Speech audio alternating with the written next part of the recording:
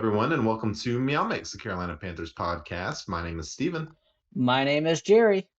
and we are here to preview week Yeah, week it's kind six of of the crazy. NFL season. Yeah, I was trying to. I was like, is it week 6? It is week 6, right? Yeah, it's week 6. I think this A is lot's happened this week in Panthers land, so I'm a little off my game today, yeah, trying to it catch feels up like with everything. it should be like 2-3 weeks ago that that rule was terminated. Now it was only a couple days ago, man. It's just like things are Yeah, coming out fast. yeah. Information coming out fast. Lots of things and more information to come, I'm sure. But Yeah. we had David Tepper spoke yesterday. Steve Wilks, or David Tepper spoke Monday, I guess. Or no, it was yesterday. And Steve Wilks spoke, and then Steve Wilks spoke again today. And uh, a lot of information, like you said, a lot of information from those two guys. Some interesting things from Tepper that we'll talk about. Um, but we will preview Panthers Rams. I will say just right off the top that I feel probably uh, undeservedly optimistic about this game. Sadly I do too. I Very was kind strange. I do I not feel anything like I felt last week no. against the 49ers. I was gonna Very say I strange. like started looking at their stats and looking, they're what 2-3, and I was Mm, just like looking at them and I was like, huh, was not expecting that from the Rams. Now, I mean, they're still gonna be a good team. They have of Sean course. McVay and Yeah. defending Super Bowl champs, but Right. they have not played Super Bowl caliber so far this season. But Not they have even the close. talent. Of course. And we'll get into it. But first, we'll start off with a little bit of news. So, Jerry, just take it away. Yeah, so after Matt Rule was fired, defensive coordinator Phil Snow and assistant special teams coach Ed Foley were let go by Steve Wilks shortly after, you know, we, came on the air and did the Matt Rule issue. Both of these guys are Matt Rule's guys. They follow him everywhere he goes. Mm-hmm. Um, the rumors, I'm claiming on rumors, said that Matt Rule was very, hands on, and then Phil Snow and Steve Wilks kind of butted heads. So that doesn't surprise me that way much. Yeah, yeah. Now, all reports say that Steve Wilks was the man to make the decision to let Hmm. go Phil Snow. I wonder how. I'm not saying that Steve Wilks wouldn't do it, and he's fully within his rights to do so. But I'm wondering if Phil Snow sort of pushed the issue and gave Wilks no choice, essentially. Yeah, Yeah. because again, there's supposedly rumors that they butted heads on Mm-hmm. style and scheming up, but and Steve Wilks becomes a head guy, and Phil Snow's like, "Hey, I want to start doing it this way." And we know Phil Snow is Matt Rule's buddy. I'm not gonna Yeah. sugarcoat it. So he could have, yeah, absolutely been like, no, I don't. Yeah. That's not how I roll. I'm gonna be calling the plays, and okay, no, I'm going to. And Steve Wilks also promoted Al Holcomb to Mm-hmm. his defensive coordinator spot, same spot he had it with the Cardinals. So Yeah. Which wasn't great for the Cardinals, but as we've talked about many times, that whole situation was bad with the Cardinals. Their uh, defense was not very good. their defense wasn't that good. That roster wasn't very good. Yeah. I am not for firing a coach in 1 year, Right. especially if with a rookie quarterback and everything else. He got a raw end. I do think he left the Panthers a couple years too early. I think he needed a little bit more seasoning to become a head coach, and hopefully he could turn around here. You know, see what he has. I mean, this Yeah. is his audition. Yeah. I mean, just based on hearing him speak and seeing some of the changes he's already made already. Like today they practice in pads. They haven't practiced in pads on Wednesdays all year long, so they practice in pads today, and um, that's not much, but it does show that Steve Wilks, like, he's ready to go. Man. Like, this is their first practice since he's taken Oh over, yeah, and he's ready to. He wants to get out there. Like, he wants this so bad. He wants to turn the team around. He has no intention of tanking. He and Oh no. I'm hoping the players as well are fully committed to getting this thing turned around this year. How realistic that is remains to be seen. Obviously, we've talked about the schedule coming up is very difficult over the next month or so. So we'll see. But Yeah. I like the feeling around the team right now better than I've liked it, really since the first few weeks of Matt Rule's tenure here, where we were all just kind of optimistic and hopeful. Oh yeah. Yeah. I agree. Let's move on because we'll talk about their Mm-hmm. press conferences Yeah. here after the news. Baker Mayfield will likely miss 2 to 6 games with a high ankle sprain, although they have not ruled him out playing Sunday. Even though NFL.com pushed a notification to me last night saying that he was placed on IR, and I sent you the text message saying, "Hey, Baker's on IR."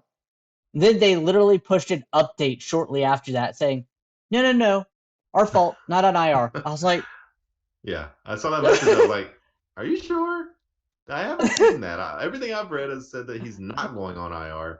So yeah, and, NFL.com faux pas there. and usually I'm double checking when I get push notifications or like see it on Twitter, but I got NFL.com. No, they're gonna be pushing me the right information. You would think you wouldn't have to double check the source, for that information, but NFL as the source.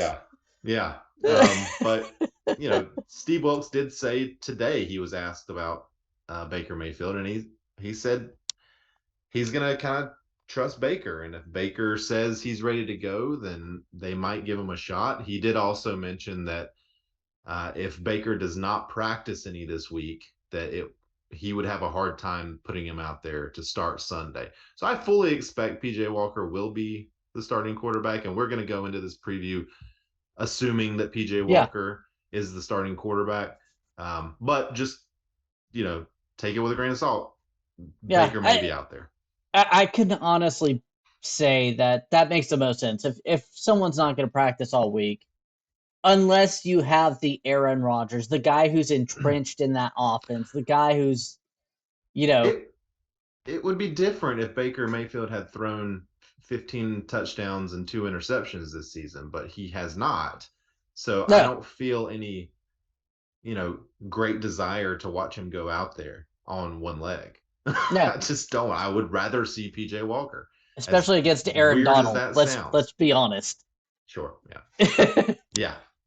Because I mean, not a great debut spot here for PJ Walker this season, but again, maybe we'll talk about it. Yeah. We'll talk about it. Let's go ahead and just jump into the Tepper and Steve Wilks press conferences. I didn't really get to see too much of Steve Wilks except for Mm-hmm. the rah rah, and I I like that. I honestly do. And even in Tepper's interview, um, when he wasn't fighting, Scott Fowler, he discussed whether or not, what made Tepper go that route. He said leadership. And Mm-hmm. everything I've heard from former players, though, Steve Wilks, is they would run through a wall with this guy. Trey Boston lives by him. He swears by him. So Mm-hmm. that's one good thing I do see. I know Matt Rule had like Robbie Anderson had his back and stuff like that, but I don't know. I'll be very interested to see how this turns out because he is a good leader for this locker room that needs a good leader right now. Yeah, I mean, I watched Wilkes's press conference a couple of times, and it got me fired up. Like I was ready to go strap the pads on and go out there with him. I mean, he like seriously, he's just such a good man. Like you can just tell, like a high character guy. Um, and he loves the Panthers. Like this is his Yeah. home. Charlotte is his home. This is his team. And I'm sure getting this opportunity just means so much for him. But he spoke a little bit about, and again, he didn't go into great detail, but he spoke a little bit about how things may look a little different under his regime than Matt Mm-hmm. Rule's. he very much emphasized running the ball. He very much, Yeah. yeah. So I would expect to see the Panthers run early and often Sunday. He talked about giving some guys opportunities that haven't had the opportunities so far this year. So I think you might see Higgins, you might see TMJ, you might see Blackshear at running back, you might see a more Deontay Foreman.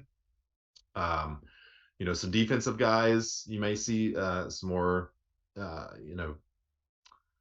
I can't think of anybody off the top of my head because there's so many injuries. People have gotten opportunities, but there's you could see some different individuals out there that haven't inexplicably haven't been played this year so far. Yeah, and I did see this piece where he said that he doesn't care where they're drafted. If they're practice squad guys, if they got a big contract, the best players are going to start. Are going to get some playing time. So if they earn it, they earn it. Which is the way it should be. Yes, especially like for our receiving core. Yeah. DJ Moore, dude's awesome, but like Robbie Anderson hasn't really done much. And Shi Smith, as much as he's out there, I don't know if he's really making that game changer. He's been very inconsistent. Yeah, so I'll be interested to see how they bring in TMJ and Higgins and Chenault, may play. I mean, we haven't talked about it because assuming he wasn't healthy. Yeah. Obviously, if he has 2 hamstring injuries and can't go. Right. And a lot of why Shi Smith and maybe Robbie Anderson haven't been that effective this year is Baker Mayfield has been really ineffective. So seeing a different quarterback out there, PJ Walker, who is going to have better protection than he's had in years past. It could lead to something. We'll see. But I really liked what Wilks was talking about. He did mention that the schemes probably wouldn't change that much, which you would expect, right? It's week season. Still there.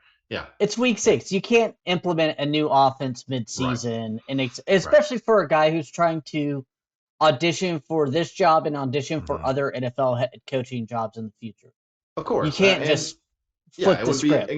It would be impossible almost to completely change all of that. But he did say that they, may be a little more creative with some of those schemes, and that they would tailor it to each game. So they're not just going to go out there and run the same plays against everybody. They're going to look at their opponent, they're going to see what they're doing, and they're going to adapt. Imagine that, Jerry. They're going to adapt. We'll see. Well, that's what he said, at least. Yeah. I was gonna say we heard that from Matt Rule before too. Maybe not those exact words. Well, I will say that I believe it when Steve Wilks says it. Now, there is one thing about this that I'm very excited about, is because again, everything I'm hearing rumor wise is that Matt Rule was very micromanaging, even to the point of the digital media Twitter handle of Panthers.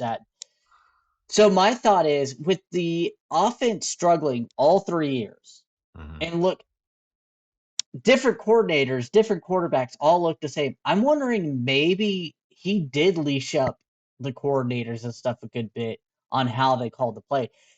Maybe this will let Ben McAdoo free. I'm hoping Steve Wilks kind of lets him free to a certain extent.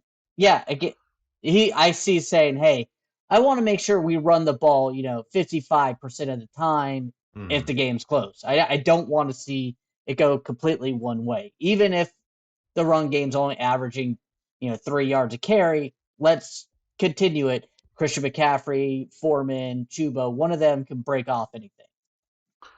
Yeah, I mean, we've seen Ben McAdoo have success as an offensive coordinator before in this league. Like, he's not dumb.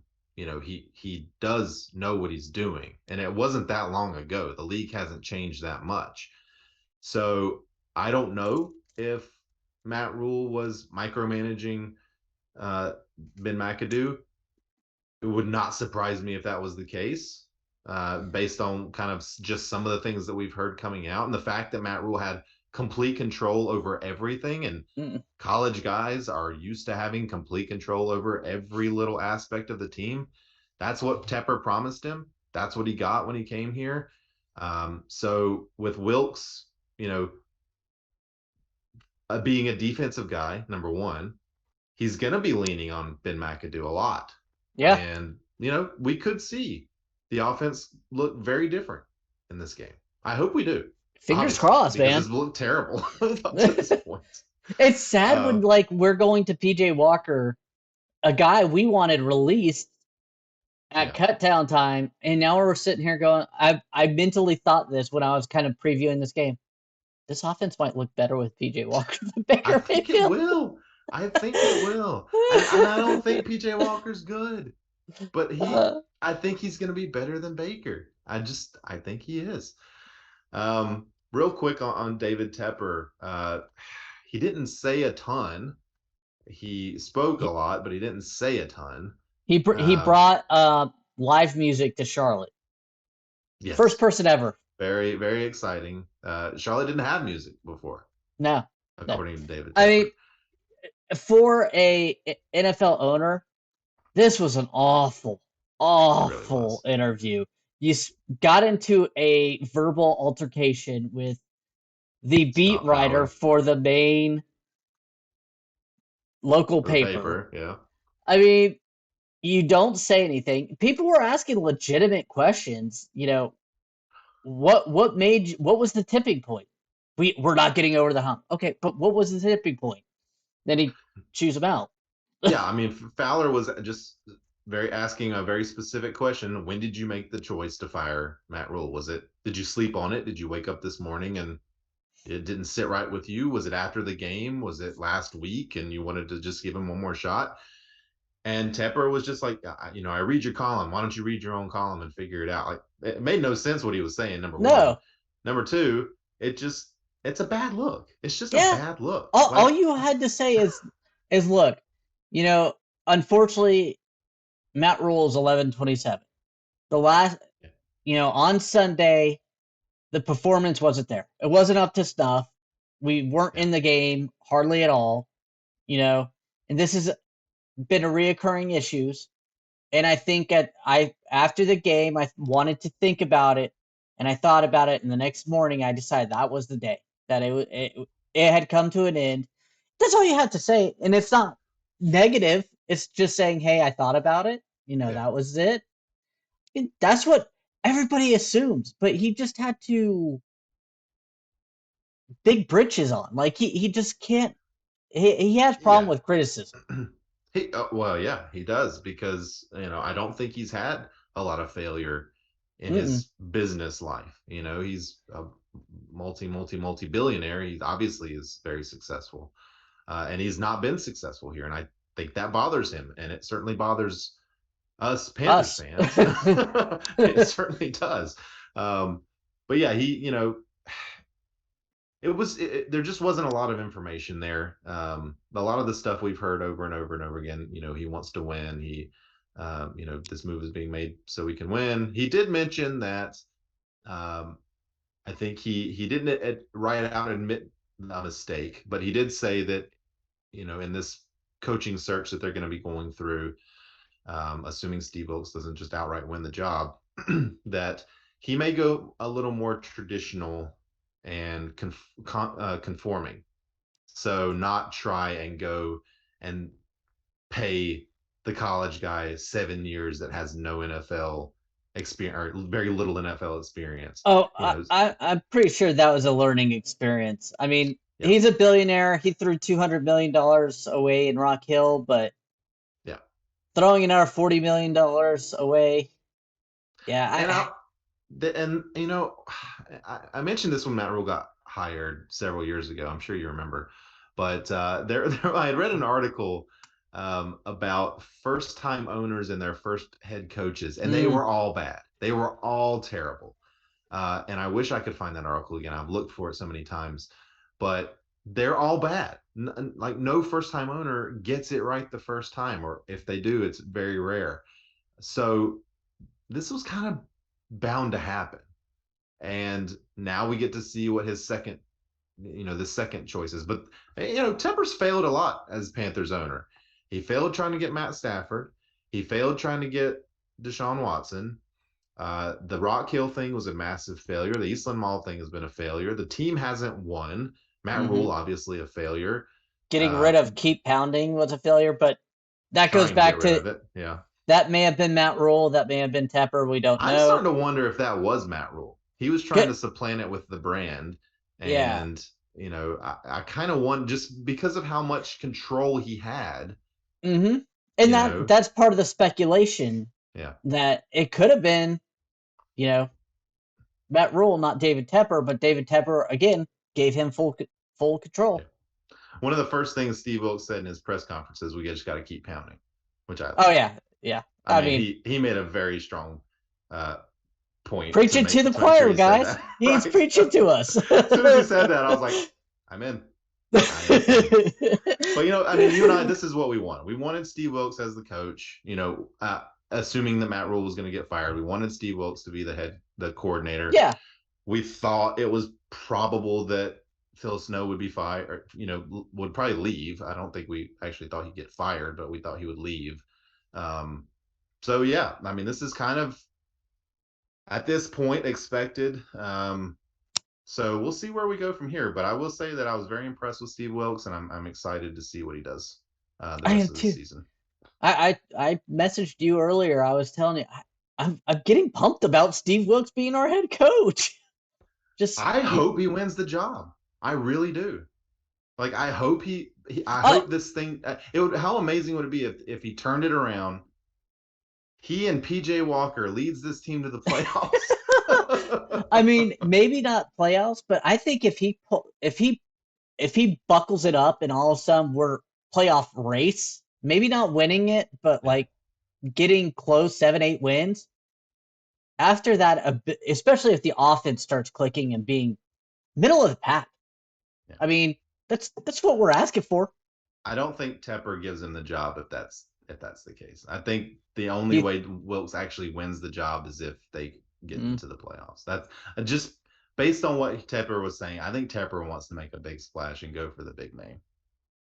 That's what. But that could backfire, though. I know. By the way, Jerry and I are going to do a podcast here soon where we're going to kind of look at the possibilities for head coach and kind of break down and probably have a bunch of arguments on who we think and this be is the guy. And this is going to be an early segment because of the simple fact that things change. Yeah. I mean, well, I'm sure it's October. We'll do it again in January. So we'll see. But all right, any other thoughts there on the press conferences? No, Tepper needs a PR guy that next time he does an interview like this, that he gets peppered with these types of questions so he doesn't look so frazzled. I don't want to see our owner look frazzled like that, but that's embarrassing. It's embarrassing. It is. If you haven't done so, go read Scott Fowler's article he wrote the day after I have not. The press conference. He calls Tepper out respectfully, in a very good way, in a way that every Panthers fan that reads it will be like, yes, thank you, Scott. Yes. So go check that out. All right, we're gonna look at some PFF grades from last week. Jerry, number one on offense, number one offensive tackle in the entire NFL for Week 5. Yeah, Ike Ekwonu with a 92.1, a 98 run block, which is the highest PFF run block grade ever for a left tackle. And let's just be honest, man. After his first week, it looked rough, but we assumed he has gotten better. He's getting better every week, and that's what we wanted to see from him. And I'm very happy. I mean, so happy that we have him here. He's a local guy. Yeah. Just so many people were already out on him after Week 1. Oh, it's a terrible pick. Blah, should have picked Neal, should have picked Cross, whatever. Well, I mean, he went against Myles Garrett. Yeah. We kept saying you need to help him in that position, and they did. And he's a rookie left tackle who didn't have all of camp to get prepared to be the starting rookie left tackle. He was in a camp competition for most of camp. Like, of course he was going to struggle that Week 1. But hey, he's coming on. It's really impressive, and I'm over the moon. Number 2, Austin Corbett, 78.8. Again, an 84.1 run block. Very, very, very solid. Austin Corbett, former Ram, by the way. Terrace Marshall Jr. with a 72.3. Now, he was only out there for, 10 26 snaps or so. snaps. 26 snaps, okay. He Yeah, caught because 4 passes. He caught all 4 of his targets. yeah, give me 1 second and we can come back to this, and I can get you the snaps because it was a lot of run plays, and he actually graded pretty well on run plays too as a blocker. So that's I good thought blocking. his best game, obviously, is a Panther by far. So PJ Walker and Baker Mayfield both ended up with a 70.8. Of course, PJ only played 9 snaps. And then Shi Smith with a 65.1. That's your top handful of offensive players. Looking at the bottom 5, we got Chuba with a 57, Pat Elflein, Pat Elflein 53. Ian Thomas with a 53, Tommy Tremble 52. Continuing our run of tight ends being in the worst PFF grades. And then Brady Christensen with a 52. Pretty surprising to see him on that bottom 5. Yeah, he's been down there a couple times. He's been down there, and he's been in the top 5 several times as well. So I really worry about that because of the simple fact that let's be honest, he's supposed to be that guy. Yeah. I mean, I guess the worst case scenario is the next coaching staff, or he earns that right to be the backup tackle, and he did play left tackle pretty well. He did. So he looked better at left tackle last year than he looked at guard, but he's looked pretty good at guard this year. I mean, overall, looked pretty good. Did you want to go back to Mark? No, I can't find it. Okay. I'm still trying to find where I had it at, but it was in the 20s. I trust you. Looking at defense, Derek Brown, once again, a strong showing with an 88 PFF grade. He continues to look awesome. And all the people who called him a bust in the offseason. He's never been a bust. Like, was he worthy of the 7th pick overall his first couple of seasons? No, not really. But this season he has come on, and sometimes it takes a little bit for these guys. And I again, Matt Rule's made some, that regime made some pretty good draft picks. I'll just say that. They did. And Derek Brown, we said that, I believe in the preseason, that this was his year that he really needed to kind of bust out, and he's doing that. So yeah, hats off. Yep. Damian Wilson did a really nice job filling in at linebacker with a 76. We talked about him. We thought he looked good during the game. Yeah, I think I gave him my hero of the game. So. Yep.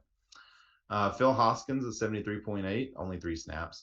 Matt Ioannidis is 72, and Brian Burns is 72. Only 5 coverage snaps you have written in here. Yeah, because we were having this issue of him dropping back 20 times a game, and I was like, I'm fine if he does it 5, 8 times a game. That's fine, because you do want to mix it up. But I just did notice that, and I was like, that was a very fun thing that they started to make sure not to drop him back to coverage. Your best pass rusher, too much. Right. So good job there on Brian Burns. Davian Nixon starting out the bottom 5 here with a 50.7. Coming up from the practice squad. He's still learning. Sean Chandler, 47.1. Corey Littleton, 38.6. Shaq Thompson, a 37.6. And then CJ Henderson, a 29.3. That one does not surprise me. And his coverage was actually worse. He got a bump because his run defense was like a 30. A 30-something. That is again not super surprising. And once everyone's back and healthy, I want to see Keith Taylor. Yeah, I want to see Keith. I agree. I would not mind if they trade CJ Henderson and get what they can for him, honestly. Yeah. I think we only have 4 draft picks next year. Hey, who knows? Maybe with Steve Wilks calling plays, he knows what CJ Henderson will be, because he is calling defensive plays. Maybe he knows. Well, no, he said Al Holcomb was going to be calling the plays. Oh, I thought I heard he was, but okay. but maybe they know what CJ Henderson's good at and what he's not. I'm hoping. I never know. I mean, this is just Yeah. because Phil Snow's love to play that zone defense, that umbrella defense. Well, in past, Steve Wilks loved to blitz. Yeah. So if you do blitz a lot of people, you got to stick CJ and JC Horn on man. Yeah. Agree. And, I mentioned possibly trading CJ Henderson. I just want to address something really quick about our last podcast. He wants to break it down. He wants to trade everyone. Listen, I never said that. I never said that I wanted to trade everyone and that I wanted to blow it up. I said I think they could. I said I think they might. Maybe I even said I think they would. But I never said that I hope they will. I don't want them to. I don't want them to trade all of our good players. I just said that I think they might. So get off my back about this, people. Good Lord. Like, I just, we've seen it happen 1,000 times in the NFL. And, a coach gets fired, the team goes into rebuild mode. It happens all the time. But they don't all the time. They do not trade all their stars away. You're thinking more NBA. I didn't say they were going to trade all. I'm not thinking it either. I'm not thinking that they're going to trade all the stars. But they do have some guys that are coming up for contracts that have high trade value. And they would probably be stupid to not consider it. Right? I think they have to consider it. If you're telling me that in 3 weeks, if the Panthers are sitting at 1-7 and they don't listen to offers for a Brian Burns or for a CMC, then they're not doing their job. They're not, honestly. If you're not getting more than just a single first round pick for a Brian Burns, then there's no way. You just hang up. If you're gonna get like a 2 first round picks, then you have to seriously consider it. But I don't see them coming with that because more than likely you're taking that draft pick doesn't comprehend to what that player was. Look at Jalen Ramsey. Look at the Jags traded away to the Rams. Have any of those guys panned out that they drafted that with those picks? I don't think they have. No idea. I'm sure they're not top tier like I have no clue. Yeah. Jalen Ramsey is. Yeah, I mean, and again, I'm not saying that they will. I'm not saying that they should. I'm certainly not saying that I want them to. But we'll see what happens. If in 3 weeks the Panthers are sitting at 1-7, I still think it's quite possible and maybe even likely that you start seeing a lot of these guys moved. And maybe they ask to be moved. Maybe Brian Burns sees the writing on the wall, sees a long rebuild and doesn't want to be a part of it. I don't know. But it's possible. All right, let's take a really quick break and we'll be right back. Steven, do you ever have trouble sleeping at night? Never. Oh, well, I do. And what I do is I typically use a CBDX.com gummy to help me sleep. I don't even take a full one. I have to take a half one. Otherwise, it affects me so well because the Delta 8 gummies are money. That's why, Jerry, that I don't have a problem sleeping. Oh. Because I take one every night. And I take a whole one because I like it affecting me. It feels good. CBDX.com. Find your gummies, find your vapes, find your vape pens, find your flower, find your moon rock, which may be the same as flower. I'm not sure, but I just saw that they had those back in stock today. They've got new smoothie gummies, which I have not tried, but I have a few on the way. So we're going to see how those are. It's honestly the most effective CBD that I've ever tried. Me too. We had another sponsor one time give us some, and they did nothing for us, they did nothing for me, and I'm a lightweight. Yeah, and it wasn't. Those weren't Delta 8. This Delta 8 is as close to the real thing that you can legally get in North Carolina, at least. Those of you in California or Nevada or across the country where it's Delta 9 or regular cannabis is legal. You don't have to worry about that. Although I would still recommend CBDX because it's just really good and it works. CBDX.com, promo code Meow, save 20%, get free shipping. They throw in a little gift every once in a while. Helps you guys out, helps us out, and we'd appreciate if you patronized their website. And we are back. All right. So before we get into the game preview proper, Jerry, I got a little trivia for you. Yes, sir. This is something that I think we're going to do every week. I like the trivia. It's fun. It seems it was fun. After that first week you gave me a trivia, I came back with my own, and I was like, hey, this is kind of fun. Shoot. Today, Jerry, we're going to time travel all the way back to January 10th, 2004. Okay. Maybe the greatest game in Carolina Panthers history. The Carolina Panthers playoff game against the St. Louis Rams. Many of our listeners will have not been alive during that game. And that's a real shame. I would encourage you to go on YouTube. You can find it and watch it. It's a fun game. Steve Smith, Jake Delhomme, some running backs, some kickers, guys that you've heard of as legends. Go check it out. Jerry, I have a couple of questions for you here about this game. Oh no. We're going to start from easiest. We're going to end it the hardest. Oh no. Okay. This is like a Jeopardy questions here. I thought this trivia was supposed to be one question. I feel like I am being cheated on here. Oh, you're getting bonus questions. That's good. Okay. You're getting bonus. The first question is going to be an easy one for you, Jerry. Can you name the starting quarterback for the St. Louis Rams in this game?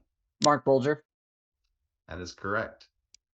I did not remember that when I looked at this. I was like thinking it was either Warner or what's his name? I don't even remember his name. Okay, so you are 1 for 1. Congratulations. Number 2 of 3. There's 3 questions. Number 2. How many yards was the final touchdown pass to Steve Smith in the second overtime? I don't know this. Jerry, it's a really nice number. 69. Correct. I was about to say 67 when you said that, and I was like, well. 69-yard touchdown pass to win the game in double overtime. This was a 4-hour and 6-minute game, Jerry. Mm-hmm. Holy crap. All right. Last question. Okay. And if you get this right, I will be incredibly impressed. The Panthers scored exactly 1 rushing touchdown in this game. Okay. Can you name the player who scored the rushing touchdown? Deshaun Foster? That is incorrect. A good guess. He did have the most rushing yards in this game. Was it Steven Davison?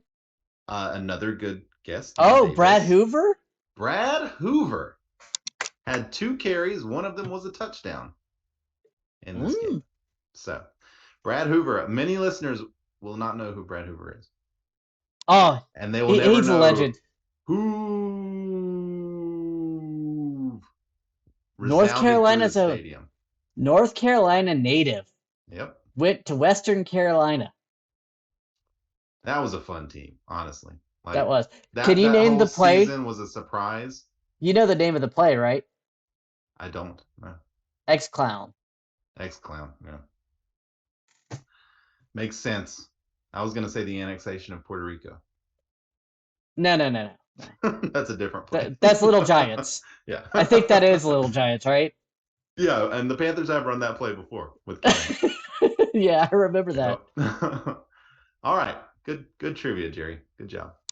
All right, let's take a look real quick at the injury report. We'll start with the Panthers. Unfortunately, we do have some pretty big players on this list. Number 1 being J.C. Horn with a rib injury. Steve Wilks described it also as like a hip injury, so I don't know if it's maybe just kind of in that general, hip. Hopefully he's all right. Yeah, he's hoping that he'll play. Again, it kind of depends on if he is able to practice any this week. Baker Mayfield, of course, with the ankle. Laviska Chenault still dealing with that hamstring. All these guys did not practice, by the way. Stanley Thomas Oliver with a thigh. Christian McCaffrey with his normal Wednesday rest. I guess that's something that Wilks will be continuing. CJ Henderson limited practice with a Bird knee. injury? With a what? A A burn burn injury? injury? Because he got third-degree burns. Steven Sullivan, tight end, also limited practice, and Xavier Woods, hamstring, limited in practice. And Luvu and DJ Moore, both full practice, but listed on the report with shoulder injuries. So good to see Frankie Luvu as a full participant in practice. Absolutely. That's exactly what I was about to say. Big names did not practice, though. Chenault, again, I hope he gets healthy because he looked good in his little bit of time. Yeah, I would honestly be surprised if we saw him this week. And then J.C. Horn, serious That's the guys. Big one. He is the best corner we have. He may be the best defensive player out there. He just doesn't get targeted because of the simple fact. I saw something that he still hasn't allowed over 100 yards yet at all combined. I think it's like 43 yards or something, or yes, 37 yards. It's something ridiculous. I saw a graphic of corners that have given him up the least amount of yards so far this year. He was number one by far. I mean, we're talking about top corners in the league. He is currently sitting around top 5. He might be the best corner in the league already in his like his 6th or 7th game. Like insane. Moving over to the Rams, Brian Allen. All these guys did not practice, by the way. Brian Allen, center, with a knee. Cooper Kupp with a foot, did not practice. Tyler Higbee with an ankle, did not practice. Aaron Donald with a foot, did not practice. Brandon Powell, wide receiver, with a hip, did not practice. And then the rest of these guys are limited practice. David Long, DB. Coble Durant, never heard of him, cornerback. And Taylor Rapp, safety with rib injury, did not practice. So they also have some pretty big guys on their injury report. I'm not sure how serious, like a Cooper Kupp or an Aaron Donald injury are, but the fact that they did not practice at all, could just be code for rest, but I mean, they're listed with actual injuries. Yeah, I mean, I have no clue. First, I like Cooper Kupp. I love Aaron Donald. I like those guys as players. Would I be ashamed if they didn't play? Not at all. I'd be thrilled if they didn't play in this game for multiple reasons. And Tyler Higbee is also a good player there, so that he's one of the better tight ends in the league right now. So they have some serious injuries. Again, did not practice. Don't know if it's more, hey, he's sore, or he does have a slight injury, but instead of having him get re-injured, we're going to try to get him fully healthy. Yeah. Same with Christian McCaffrey had the other week where he had a thigh injury or something. We kept him out because we don't want him more injured. Right. Yeah. I mean, Cooper Kupp has just been insanely productive so far this year. He's leading everything. Not just this year. It's been about 3-4 years. Yeah. I mean, I thought for sure that he would have a, come back to reality year this year. Still be very good, but not like a Triple Crown winner good. But he's right on the path again for another Triple Crown season. Yeah, I thought he would dip in production because I thought Allen Robinson would take some heat off, but that is not panning out. Allen Robinson has been a 0 for them so far this year. Allen Robinson could end up on the trade block for them. Yeah, he already was dropped from my fantasy team because I thought, hey, there you go. I mean, that's the final nail in the coffin. Exactly. For Allen Robinson. The Panthers are 10.5-point underdogs in this game. I believe it started out at 9.5 points. So the Baker news probably didn't change it that much. It doesn't look like. Well, the Matt Rule news, probably did change it a little bit because that's a whole regime change. I was wondering if it might actually make the Panthers like give them a point, with Matt Rule leaving. The over-under is 40.5 points. That's so low. It's low, but honestly, Neither neither of offenses these do. team is very neither of these offenses are very good. Yeah. I mean, again, I was shocked when I started looking into The their Panthers have team. scored more points this year than the Rams. Does that Uh, include the 2 defensive touchdowns? They've scored more points this year than the Rams. And I don't know how many defensive touchdowns the Rams have either. They could have some, but the Panthers have scored 93 points. The Rams have scored 80. The Panthers have given up 122 points. The Rams have given up 116. These are fairly similar teams in terms of what they've done so far this year. Now, Mm-hmm. obviously, the Rams have won one additional game than the Panthers, but honestly, Jerry, like this isn't as bad a matchup as I thought it would be coming into the season. I 100% agree with you on that because the simple fact is when I saw this game on the schedule, I was thinking this was going to be no chance. But injuries, the way just the Rams, they're having a Super Bowl hangover almost. So you never know. Seems like it, which normally happens to the losing team of the Super Bowl. They won Yeah, the Super Bowl, but they're still having that season. Um, I don't know, but let's talk about some key things that the Panthers need to do to win. sure. Keys to the game. By the way, another 4:05 game for the Panthers is their third one in a row. I'm really tired of them. I don't like 4:05 games. I Either don't give me a either. 1 o'clock game or give me a night game. I don't want the middle of the day. I don't want the 4:05. It screws up my whole day. I don't like it. I'm so glad I'm not a fan of a West Coast team living on the East Coast. Can't Oh, stand I it. was gonna say if you're on the West Coast though, I mean it's still what, two If I was on the o'clock? West Coast, football would be amazing. You It wake would up in the be morning, there's 10 football a.m., art, right there. You're done by 4 o'clock in the afternoon unless you watch the night game. And which then even if you starts do at watch the night, 5:30 yeah, p.m. You get done around like 8, 9 o'clock or 9 o'clock at night. You could actually watch the whole game without yeah, like hating life the next morning like I do you sometimes. you West Coasters, you haven't made when it comes to football. You Oh know, yeah, key matchup. Sorry. if Limit the Rams' passing attack. Currently ranked 18th in passing yards per game, but they're last in rushing offense. mm-hmm. So we got if JC Horn plays, I mean, we can lock it. I stick him on Cooper Cup. I don't know, but how they want to do that. But a big Yeah, key thing is getting pressure on Matt Stafford. He's not that good under pressure. He's a statue back there. Not to be mean, but he's a statue. yeah, he's definitely not a very mobile quarterback. Although he can avoid pressure. He's got a good sense in the pocket. Um, but yeah, under pressure, his his stats are just not nearly as good as if he has time. And by the way, that offensive line is not as good as it was during that Super Bowl run.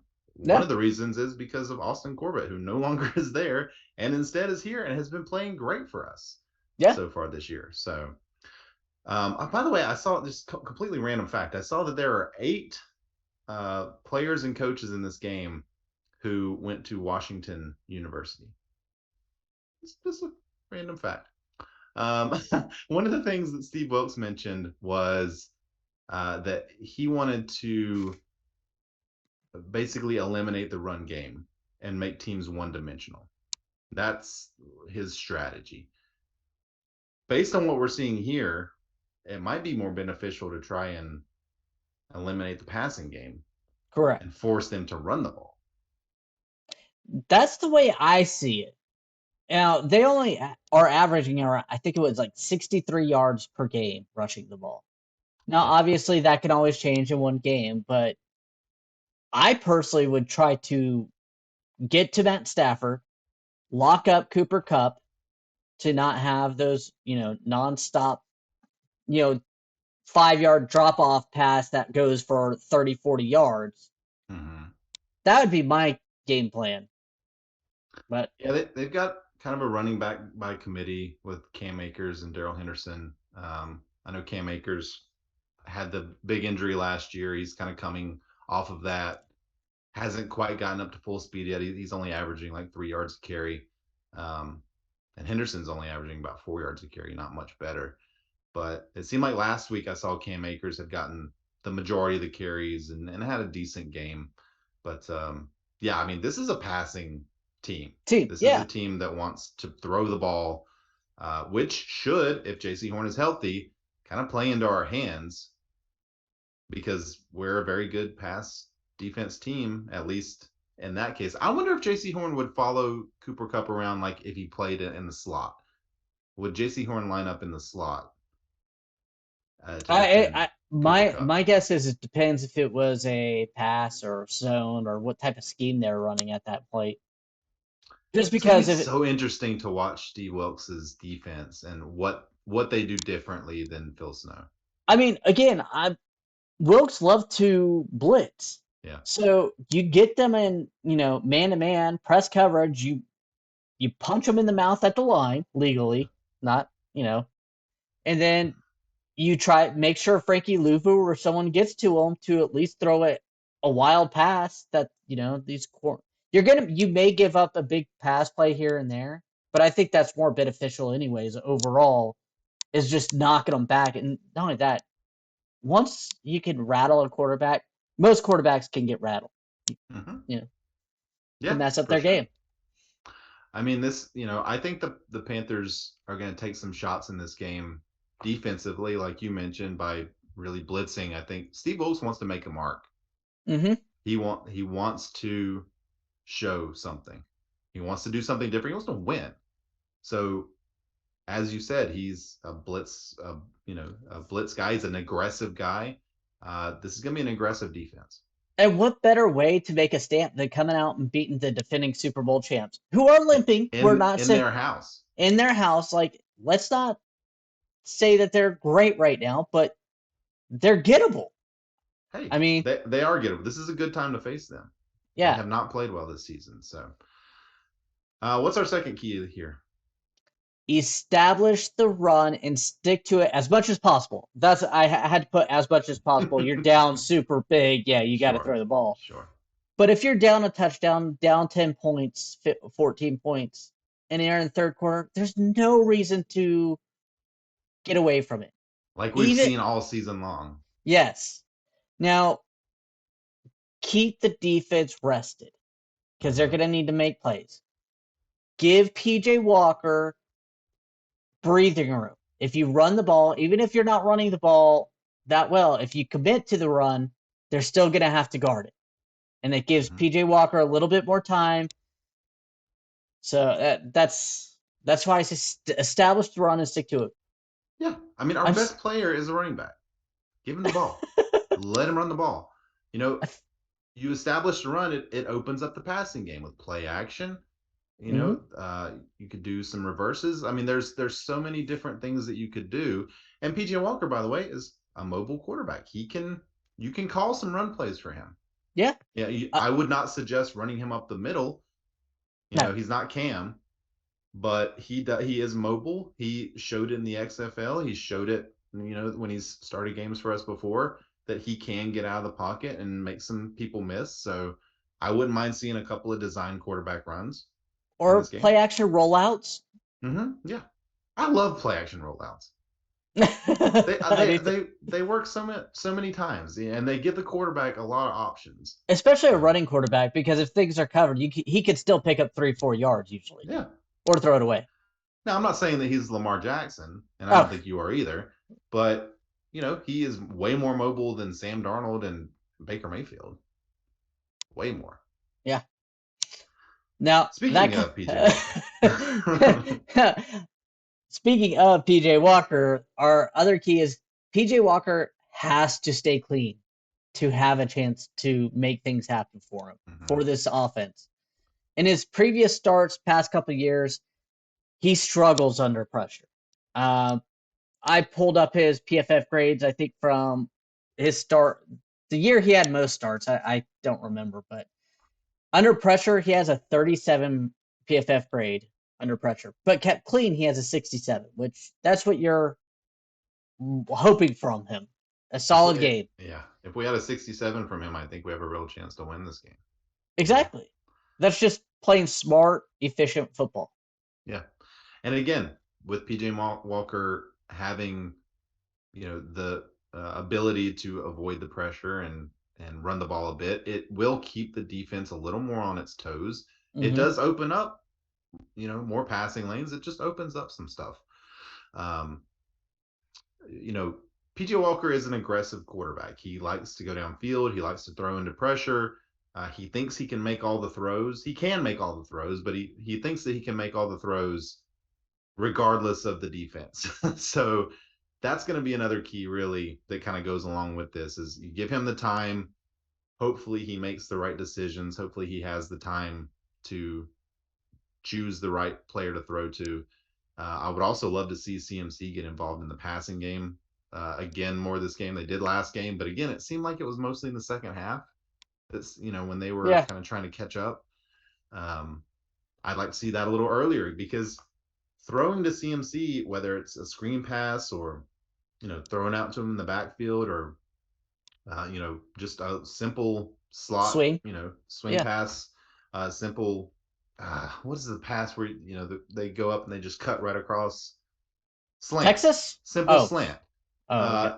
That's basically a run play, right? I mean, it's almost a guaranteed completion most of the time. Uh, run some of those. Get PJ comfortable.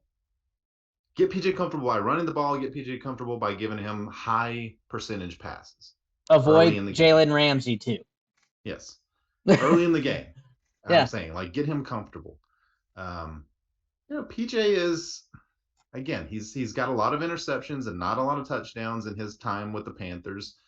You're going to have to make things easy for him. Steve Wilks has mentioned simplifying the playbook.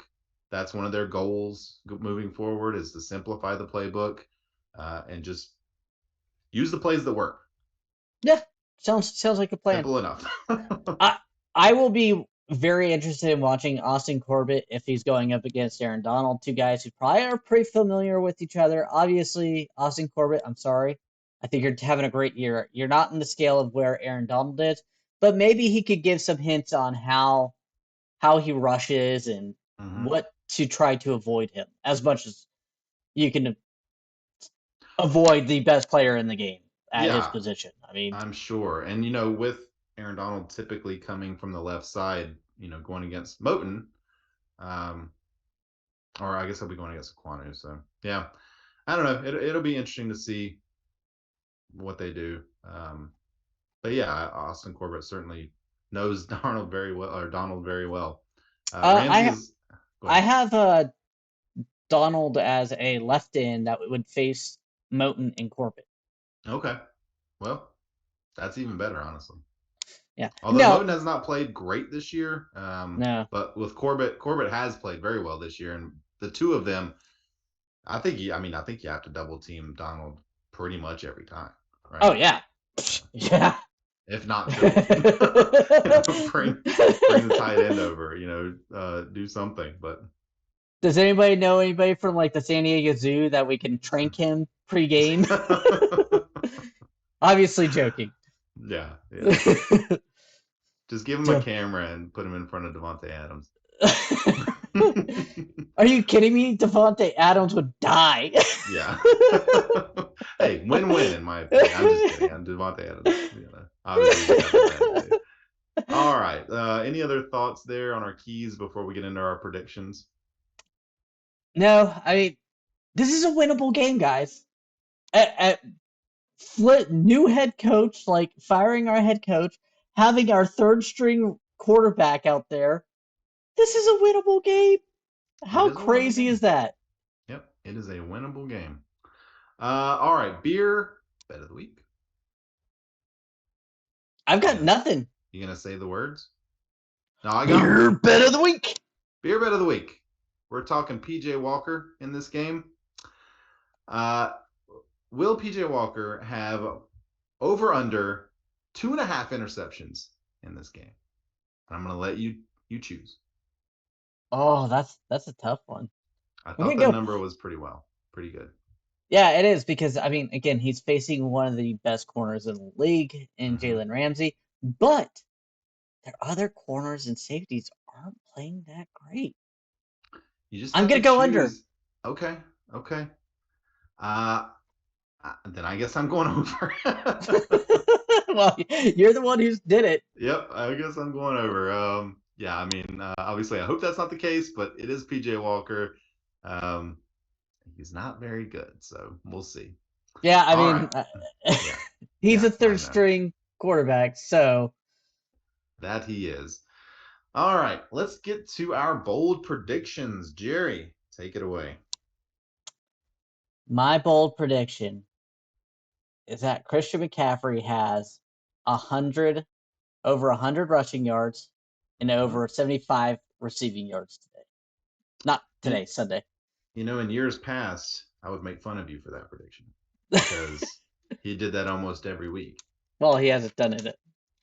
Yeah, now that's a yeah, that's a bold prediction. I'll take that. My bold prediction is PJ Walker will throw 0 interceptions in this game.